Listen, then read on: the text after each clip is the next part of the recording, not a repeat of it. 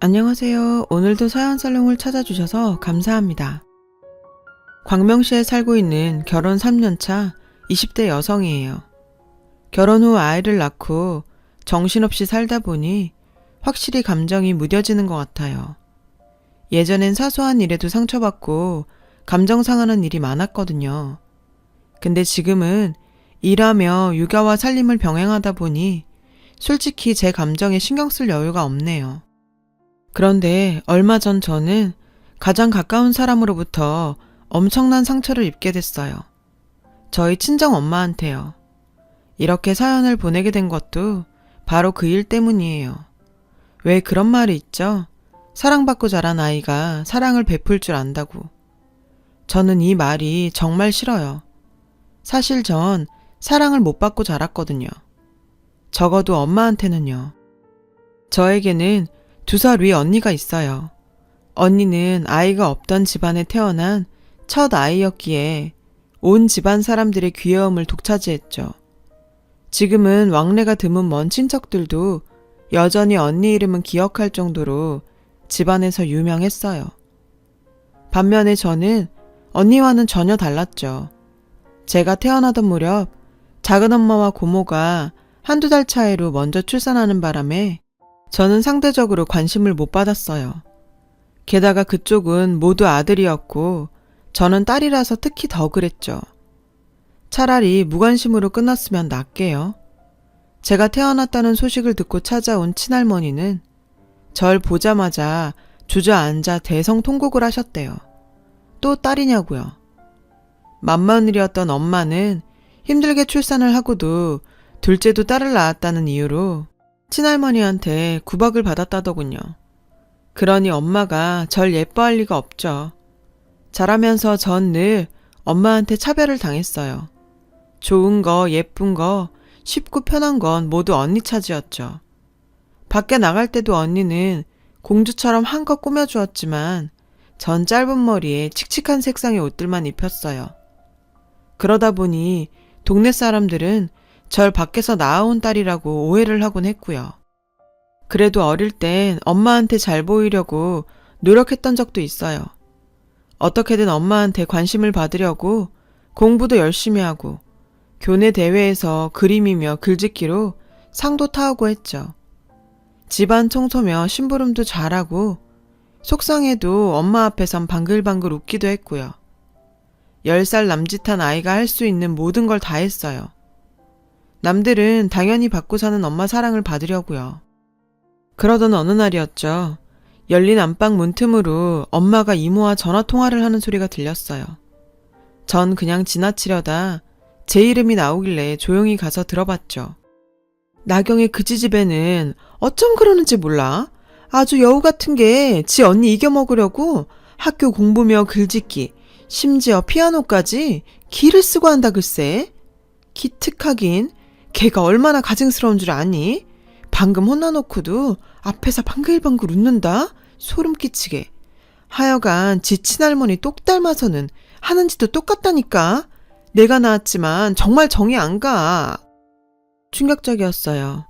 다른 사람도 아닌 엄마가 절 그렇게 생각하고 있었다니. 그런 줄도 모르고 엄마한테 잘 보이려 그렇게 기를 쓰고 노력했던 제가 너무 창피하고 한심해서 미칠 것 같았죠. 엄마가 너무 미웠어요. 그래서 내가 상처받은 만큼 엄마한테도 상처를 주고 싶었죠. 내가 죽으면 엄마가 상처받을까? 어린 나이에 제가 생각한 최고의 복수는 내가 없어지는 거였어요. 그래서 눈 딱 감고 차도에 뛰어들었는데 나경아! 아빠의 목소리가 제 발을 멈춰 세웠어요. 돌아보니 퇴근길에 아빠가 보이더군요. 아빠는 놀란 표정으로 절 바라보고 있었죠. 아빠를 보자 서러운 마음이 순식간에 복받쳐 올랐어요. 전 그대로 달려가 아빠 품에 안겼어요. 그리곤 한참을 울었죠. 엉엉 소리까지 내면서요. 그리곤 그날 있었던 일을 모조리 얘기했어요. 그날 밤 엄마 아빠는 크게 다투셨어요. 언니는 이게 다 저 때문이라며 부모님이 이혼이라도 하면 그건 모두 제 탓이라고 가만 안 둘 거라고 했죠. 저는 혹시라도 부모님이 이혼을 하는 게 아닐까 가슴을 졸이며 잠들어야 했어요. 다행히 부모님은 이혼은 안 하셨지만 한동안 냉전 상태로 지내셨어요. 엄마는 저한테도 냉랭하게 대했고요. 그날 이후 전 한 가지 결심을 했어요. 어차피 엄마한텐 언니뿐이다. 구차하게 사랑을 구걸하지 말자. 라고요. 그때부터 저는 엄마의 사랑을 받기 위해 노력하는 짓 따윈 하진 않았어요. 어서 빨리 자라 날 사랑해주는 사람을 만나 이 집을 떠나야겠다는 생각뿐이었죠. 그리고 17살 무렵 아빠가 지병으로 세상을 떠나시자 본격적으로 집을 나가기 위해 돈을 모으기 시작했어요. 공부는 뒷전이었고 돈 벌 궁리만 했죠. 어차피 대학에 들어갈 성적도 안 됐고 설사 대학에 붙는다 해도 엄마가 등록금을 대줄 리 만무했으니까요. 패스트푸드점 알바부터 인터넷 쇼핑몰 피팅 모델에 우유 배달 등 돈 되는 일이면 뭐든 다 했어요. 그렇게 20살 봄 저는 집을 나왔어요. 아직은 혼자 살 집을 구할 돈이 안 돼서 일단 레스토랑에서 일하며 알게 된 언니와 함께 살기로 했죠. 남들은 집 떠나면 고생이라고 하는데 전 오히려 그 반대였어요. 같이 사는 언니는 제 친언니보다도 절 잘 챙겨주었고 직장 동료들과 점장님도 모두 제게 따뜻하게 대해주셨거든요. 하지만 행복한 시간은 그리 오래가지 않았어요. 본사의 경영 악화로 인원 감축이 시작됐거든요. 나이도 어리고 딸린 식구도 없던 저는 제일 먼저 잘렸어요. 점장님은 그런 절 진이하는 도매시장 여성복 가게에 소개시켜 주셨죠. 가보니 점장님 누나 가게더라고요. 회식 자리에서 지나가는 말로 학창시절에 인터넷 쇼핑몰 피팅 모델을 했었다고 말한 적이 있었는데 그 얘기를 듣고 추천하신 모양이었어요. 사장 언니는 성격이 무척 화통했어요. 욕 잘하고 술 잘 마시는 여장부 타입이죠. 그런 사장 언니 밑에서 일을 하다 보니 저도 모르게 지금껏 몰랐던 제 본성이 깨어나더라고요. 집에서 늘 주눅들어 살던 저는 스스로를 타고난 쭈글이라고 생각했었거든요. 근데 아니더라고요.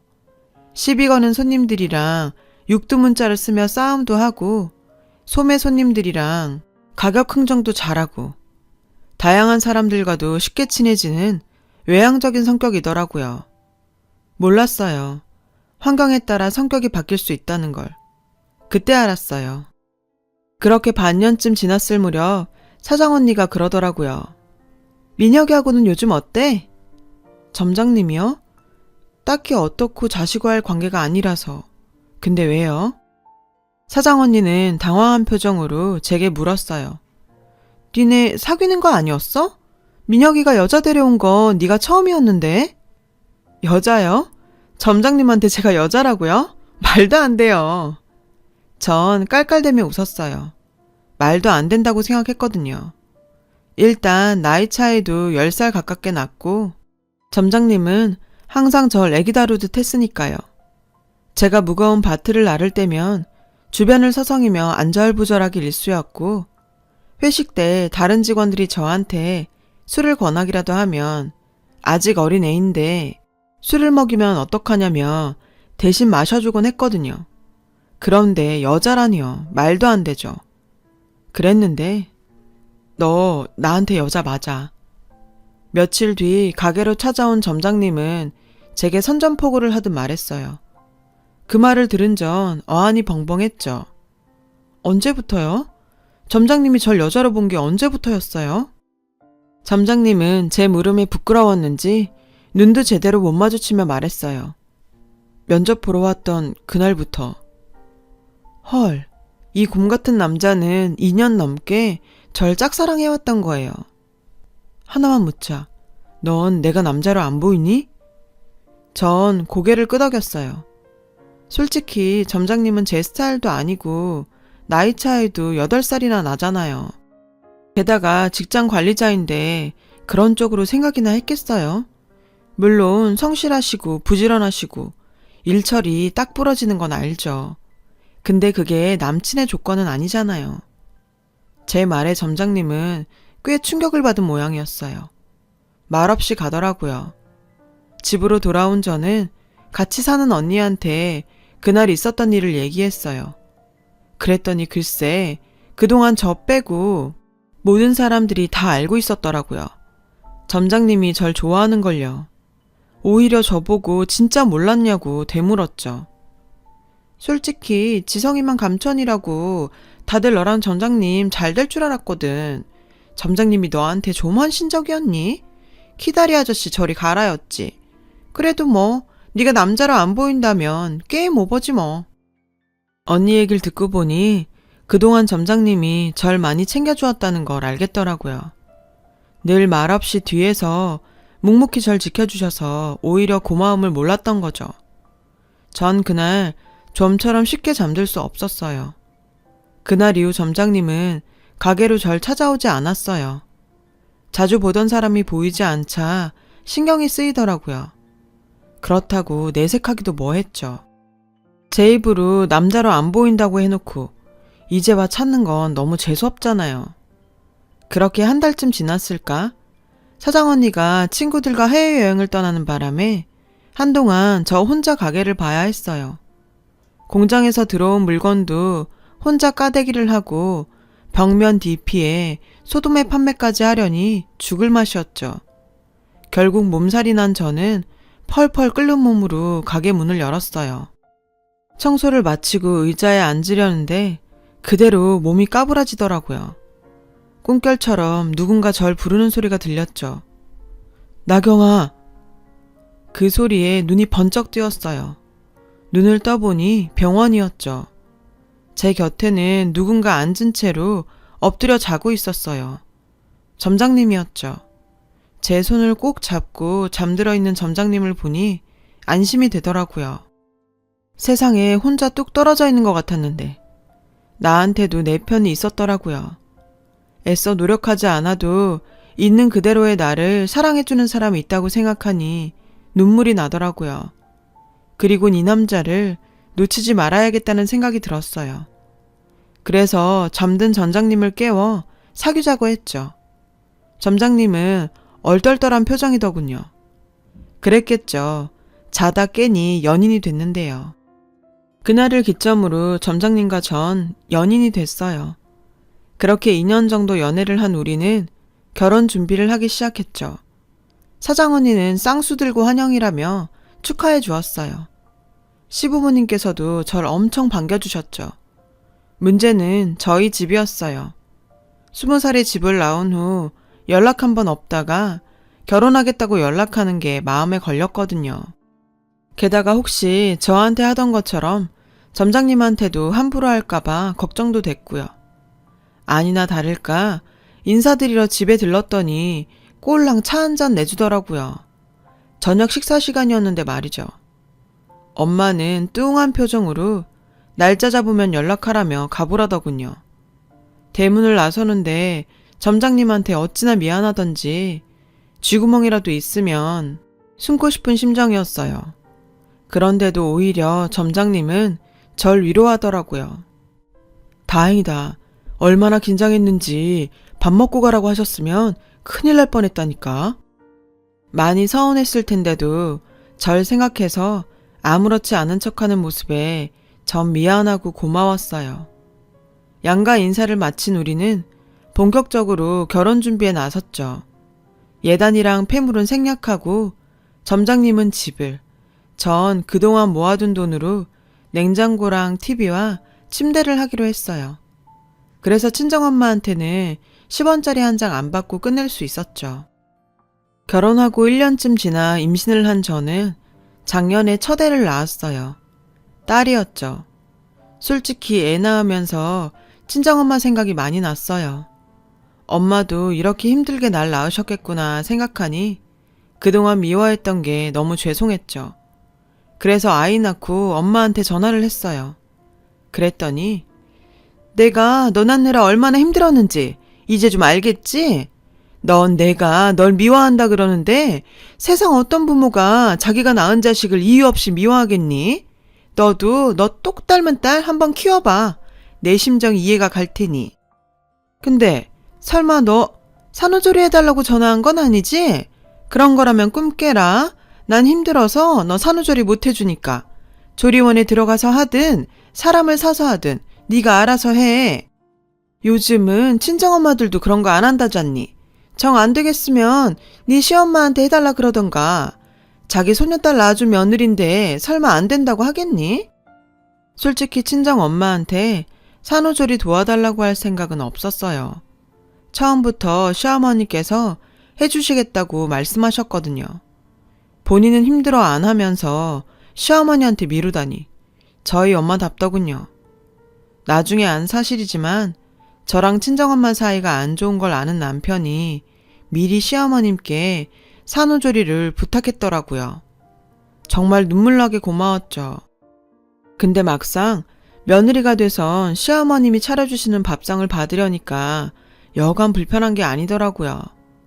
처음 며칠은 불편하고 죄송해서 소화도 잘 못 시켰죠. 하지만 어쩌겠어요. 내 몸이 내 몸 같지 않으니. 할 수 없이 마음을 고쳐먹었죠. 딴 생각 말고 몸 추스릴 생각이나 하자. 죄송한 건 자리 털고 일어나서 곱절로 효도하면 된다고 말이죠.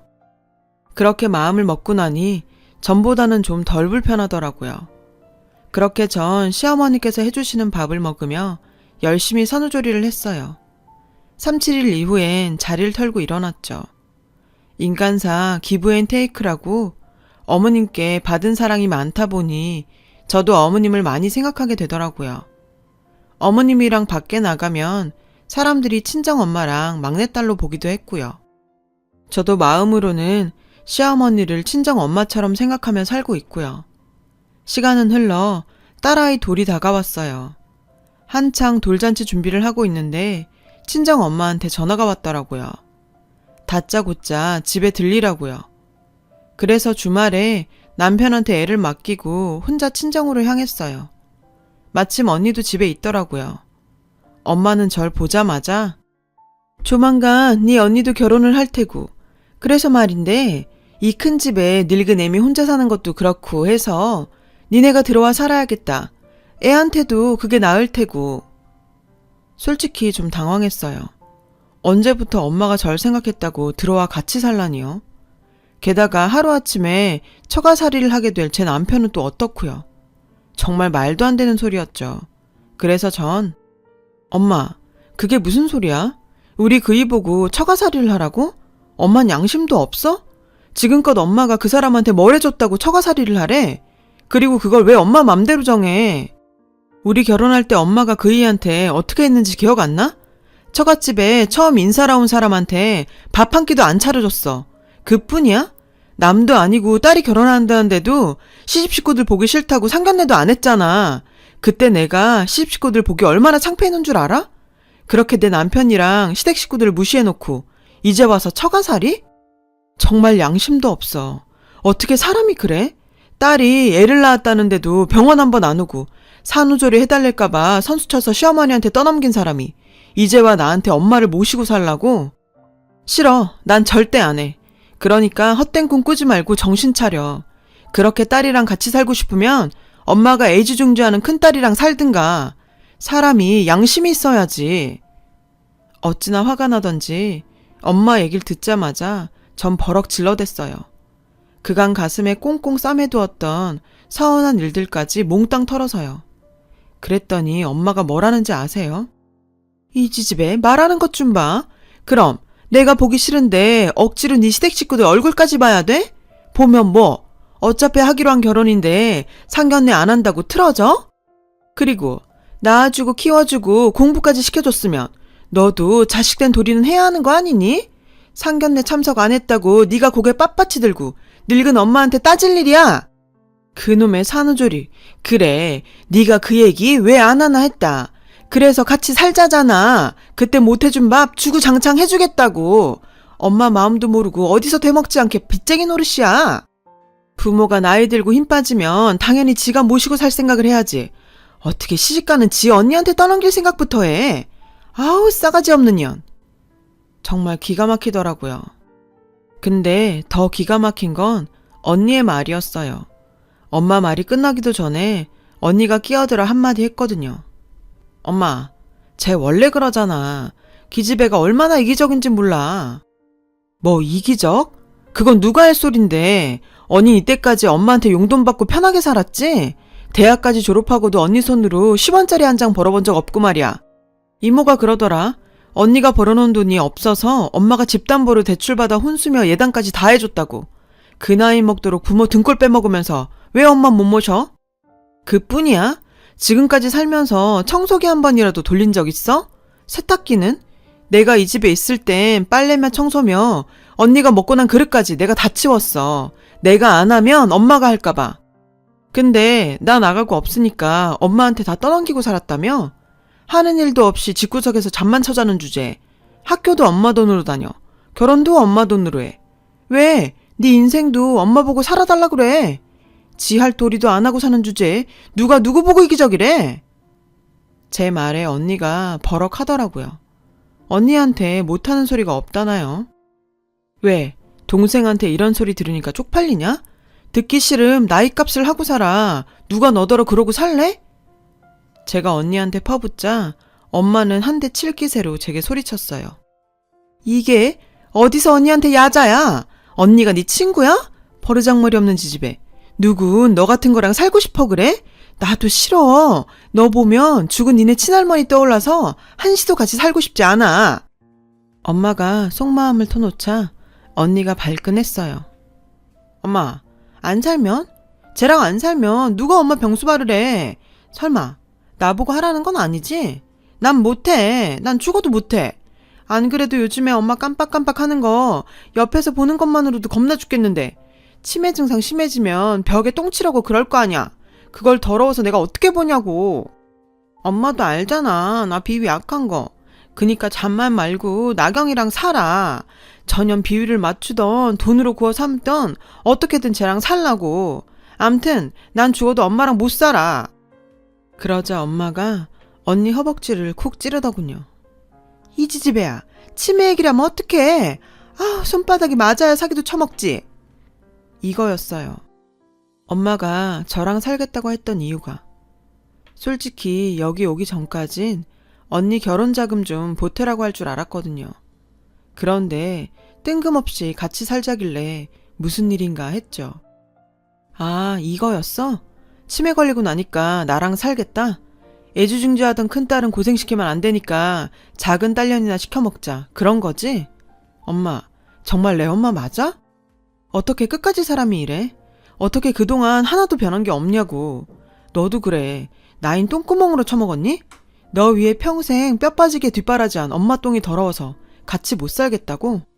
등골 빼쳐먹을 때 네 엄마고 다 빨아먹고 병들고 나니까 남이냐? 그러고도 네가 인간이야? 어떤 눈먼 놈이 너 같은 거랑 결혼하는지 모르겠지만 이 꼴을 봐야 하는데 참 아쉽다. 엄마도 정신 차려. 저런 년을 딸이라고 아직도 정신 못 차리고 등골 빼다 바치지 말고 저 지집에 결혼시킬 돈으로 차라리 엄마 시설 들어갈 돈으로 쓰란 말이야. 난 더 이상 이 집 구석이랑 엮일 생각 없으니까 지지든 복든 둘이서 알아서 하셔. 그리고 끝으로 한마디 하겠는데 엄마, 수학은 뿌린 데서 거두는 거야. 엄한 데서 찾지 말라고. 알았어? 전 그 길로 집을 나왔어요. 솔직히 마음은 편하지 않았죠. 아무리 미워하는 엄마지만 치매에 걸렸다는데 어떻게 아무렇지 않을 수가 있겠어요. 하지만 절대로 엄마를 모시진 않을 거예요. 적어도 엄마가 제 마음을 얻으려면 제가 그랬던 것처럼 엄마도 노력이란 걸 해야 한다고 생각하거든요. 10살짜리 어린 딸한테 씻을 수 없는 상처를 줘놓고는 자신은 아무렇지 않게 제 병수발을 바라면 안 되죠.